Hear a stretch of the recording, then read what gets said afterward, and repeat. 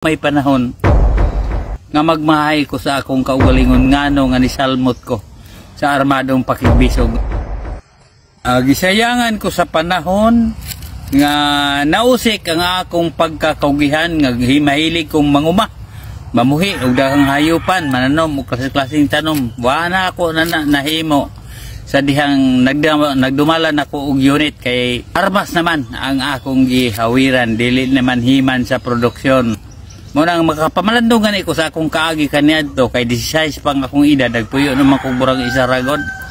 Nya hantod nga nahamtong ko na nginabuhi kong ako ra usara na ako'y daghang mga hayupan, mga manok, baboy, kabayo, kabaw, yuta nakapamalit ko, ulitaw pa ko. Muna nga sa dihang na NPE ko kay bawal malagi mo baton ug kagulay yung butang. Ang among nahimo, nagsigil lang yung suroy makapapalandong ko may panahon nga magmahay ko sa akong kaugalingon ngano nga nisalmot ko sa armadong pakigbisog nga matay masanag nga ugmaani akong gitanaw. Labi na tong na nag-unay na pinatyanay ang mga kauban. Kay di man gyud kalikayan nga magpalabonay sa garbo, labi na mga CEO, kunuhay, mga pangulo sa grupo, tagas kayo garbo, ha pinatyanay isig ka CEO. Dili makasinabot, lisod kayo gyud mag-unay rag pinatyanay, hilom ra kayo dito sa Kalasangan sa Kabukiran. Mga commanding officer pangunayon rag pusilpod sa mga bagong sampa, aloy kayo.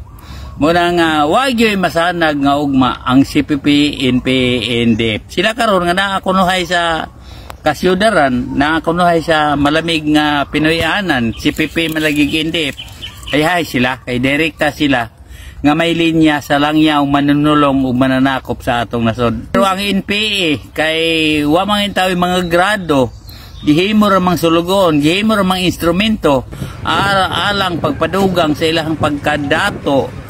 Ang NPA mo'y nahimong makaluluoy. Muna nga di kakapati nga naay CPP o NDF nga nagsurrender. Usahan pag-surrender nga ulipon man sila sa mga langyaw. Pero sila ipasultion magpropaganda nga antay langyaw ko no, antay langyaw nga langyaw ang gasuporta nila. Ang mga NPA giulog-ulogan lamang sa CPP o NDF kanay klaro. Nya daghan na ang wala masayo din taon. Ako kay naniguwang man ko dito, nahibalo gyud ko. Muna nakapagmahay ko sa kung kagalingon nga ako nakaserbisyo sa rebuilding grupo kay nanigulang nako karon nga daghang gibati sa lawas. Gumika na ni sa adlaw gabi init ulan namong baktas-baktas. Bunog kayo ang lawas sa lakaw-lakaw.